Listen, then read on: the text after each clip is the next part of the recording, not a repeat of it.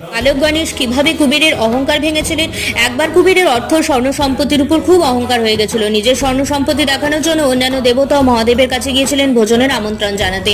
মহাদেব বুঝতে পেরেছিলেন এই আমন্ত্রণের পিছনে কুবেরের অহংকারের উদ্দেশ্য আছে। মহাদেব জানিয়েছিলেন তিনি যেতে না পারলেও ওনার পরিবর্তে বালক গণেশ মহাভোজে উপস্থিত থাকবে। তখন কুবের বালক গণেশকে নিয়ে তার স্বর্ণের নগরীতে গেলেন।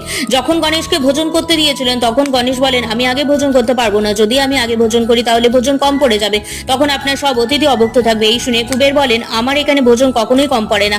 এই কথা শুনে বালক গণেশ ভোজন আরম্ভ করলেন, আর থামলেন না। রন্ধনশালার সমস্ত খাদ্য শেষ হয়ে গেল। তখন বালক গণেশ বাসনপত্র, স্বর্ণ, অলংকার সব খেতে শুরু করলেন। যখন সব শেষ হয়ে গেল তখন কুবেরকে খাবে বলে তাড়া করলেন। তখন কুবের দৌড়ে কৈলাস পর্বতে গিয়ে সমস্ত অলংকার খুলে মহাদেব ও পার্বতীর কাছে গিয়ে ক্ষমা চাইলেন। তখন মাতা পার্বতী ভস্ম মাখানো একটি বেলপাতা দিতেই গণেশের সমস্ত খিদে নিবারণ হয়ে গেল।